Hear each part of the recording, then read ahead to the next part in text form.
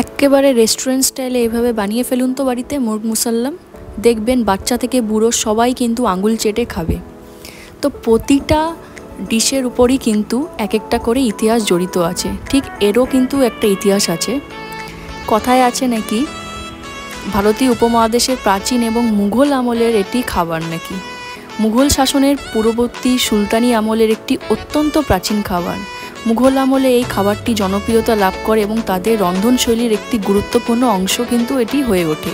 এর আক্ষরিক অর্থ হলো আস্ত মুরগি, গোটা মুরগি, হ্যাঁ, যেটাকে আদা রসুন পেস্ট ও মশলা দিয়ে ম্যারিনেট করা মুরগি, যার মধ্যে ডিম সেদ্ধ আর মশলার পুর ভরে কিন্তু তৈরি করা হয়। এই খাবারের প্রাচীনতম লিখিত রেকর্ড পাওয়া যায় আবুল ফজলের আইনি আকবরেতে। তো চলুন সেই রেসিপিটি আপনাদের সাথে শেয়ার করছি।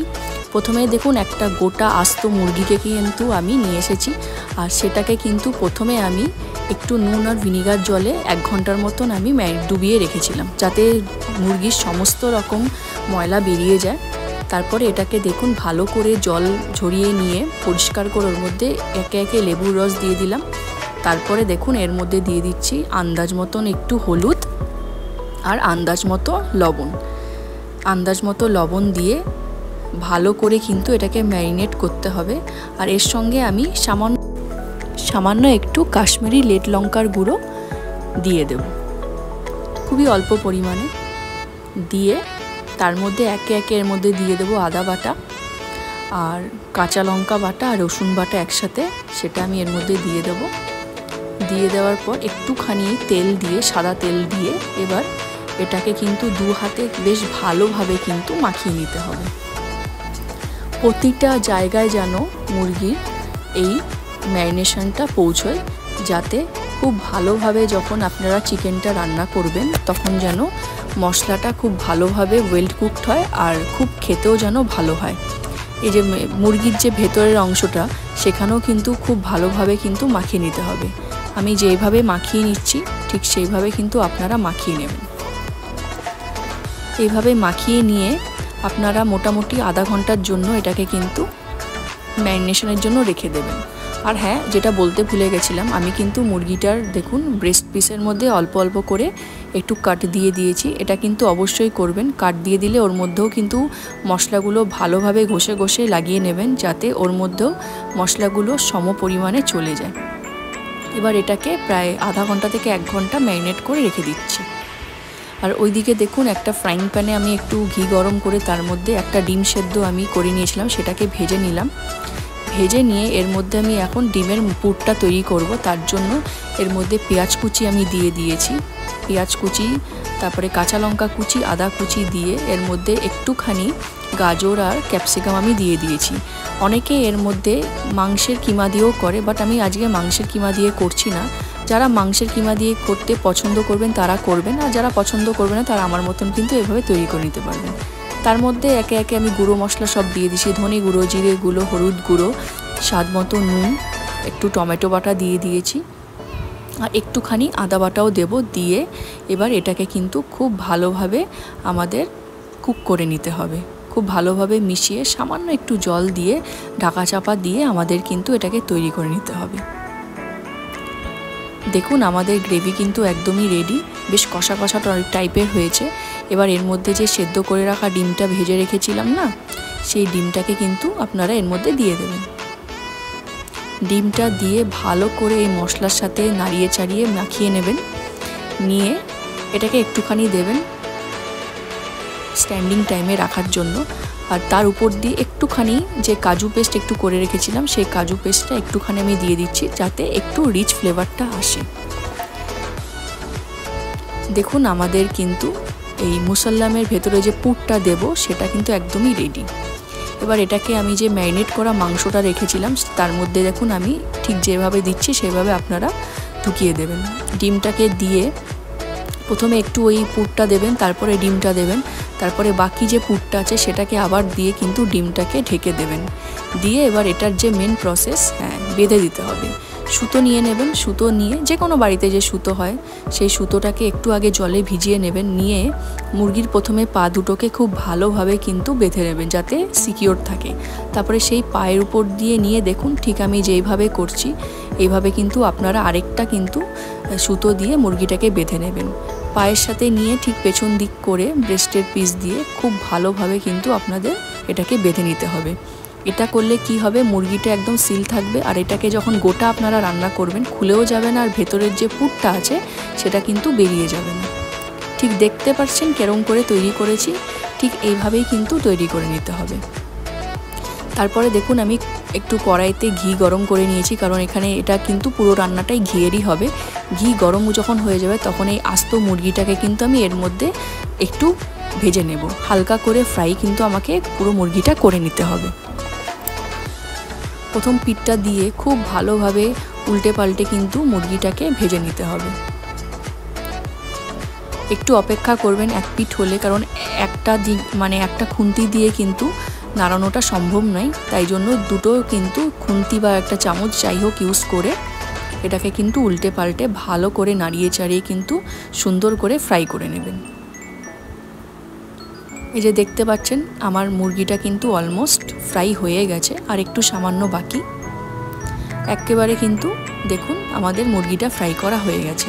আর এর সাথে আমি একটা আলুও দিয়েছি, আপনারা চাইলে স্কিপ করতে পারবেন, আমার ভালো লাগে বলে আমি একটা আলুও দিয়েছি।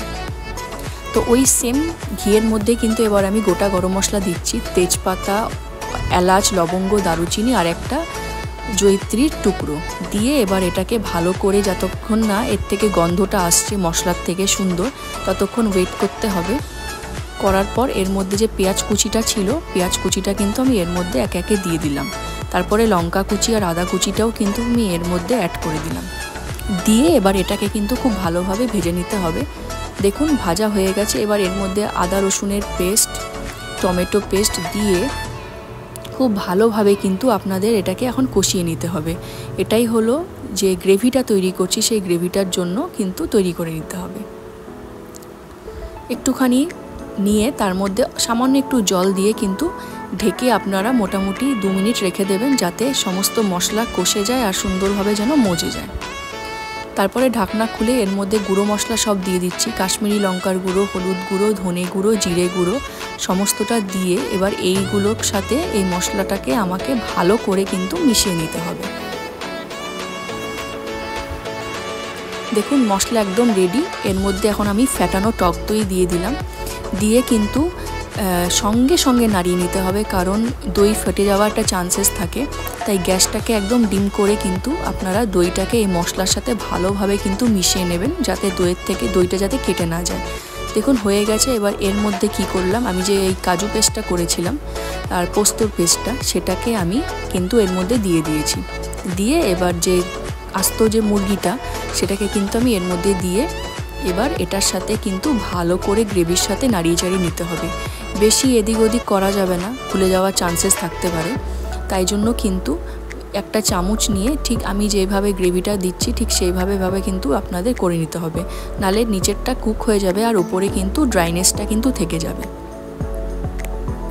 ঠিক এইভাবে নাড়িয়ে চাড়িয়ে অনেকক্ষণ ধরে প্রায় আধা ঘন্টা ধরে কিন্তু আপনাদের এইভাবে কষিয়ে নিতে হবে। এরকম ঢাকা চাপা দিয়ে কষিয়ে নিতে থাকবেন। দেখুন অলমোস্ট হয়ে গেছে। এর মধ্যে আমি সামান্য একটু কেওড়া জল দিলাম, কারণ ওটা যেহেতু মুগলাই ডিশ একটু তো কেওড়া জল দিতেই হবে। আপনারা গোলাপ জলও দিতে পারেন, আমার পছন্দ না তাই আমি স্কিপ করেছি। আপনাদের ভালো লাগলে আপনারা কিন্তু অবশ্যই দেবেন। দেখুন অলমোস্ট কিন্তু অনেকটাই কষে গেছে আর তেলও দেখুন ছেড়ে দিয়েছে। ঠিক এইভাবেই ঢেকে ঢেকে কিন্তু প্রায় অনেকক্ষণ ধরেই আপনাদের কুক করতে হবে। এবার আরেকটুক্ষণের জন্য আমি ঢেকে দেবো, তেলেই কিন্তু আমাদের মুগ মুসাল্লাম একদমই রেডি। দেখুন কি দেখে ভালো লাগছে না, দারুণ কিন্তু হয়েছে দেখতে। তেলটা খুব সুন্দর ছেড়ে দিয়েছে আর দেখতেও কিন্তু ফাটাফাটি হয়েছে। কাশ আপনাদের আমি গন্ধটা বোঝাতে পারতাম, এতটাই সুন্দর গন্ধ ছেড়েছে।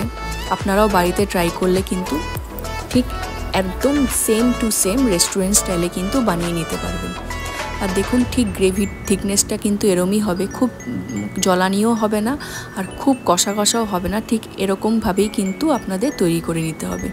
এরপরে আমি একে একে এর মধ্যে প্লেটিং করে নিলাম। দেখুন প্রথমে মুরগিটাকে রেখে গ্রেভিটা দিয়ে এর মধ্যে একটু রয়্যাল টাচ আনার জন্য একটু কাজু আর কিশমিশকে ভেজে কিন্তু এর মধ্যে আমি দিয়ে দিয়েছিলাম। এই দেখুন আমাদের মুরগ মুসাল্লাম একদম রেডি টু সার্ভ। আপনারা বাড়িতে অবশ্যই ট্রাই করে আমাকে কিন্তু কমেন্ট বক্সে জানাতে ভুলবেন না। একবার ট্রাই করুন, এটা রুটি, পরোটা, নান, সাদা ভাত, তারপরে পোলাও, জিরে রাইস সব কিছুর সাথে কিন্তু দুর্দান্ত যাবে। এবার এটাকে কাটাটা কি করে কাটতে হবে আপনাদের দেখিয়ে নিচ্ছি। মাঝখান দিয়ে একটু চাপ দিলে দেখবেন কেটে যাবে। আর যে সুতোটা আছে, সুতোটাকে ঠিক আলতো করে ছাড়িয়ে নিলেই কিন্তু খুলে যাবে। ঠিক দেখুন এইভাবে কিন্তু আলতো করে ছাড়িয়ে নেবেন, নিলেই কিন্তু সুতোটা খুলে যাবে। এরপর কি করতে হবে জানেনই, এরপর যা করতে হবে, রুটি, পরোটা, নান যাই হোক তার সাথে একবার টেস্ট করে দেখবেন, এর স্বাদ কিন্তু অতুলনীয়। দেখুন ভিতরের স্টাফিংটা একদম দারুণ আছে আর ওয়েল কুক কিন্তু হয়েছে। তো আজকের এই রেসিপিটা কেমন লেগেছে আমাকে কিন্তু কমেন্ট বক্সে অবশ্যই জানাবেন। আর ভালো লাগলে অবশ্যই লাইক, শেয়ার অ্যান্ড সাবস্ক্রাইব করতে কিন্তু ভুলবেন না। তো আজকে আসছি, আবারও আসবো নতুন একটা রেসিপি ব্লগ নিয়ে। ততক্ষণের জন্য টাটা।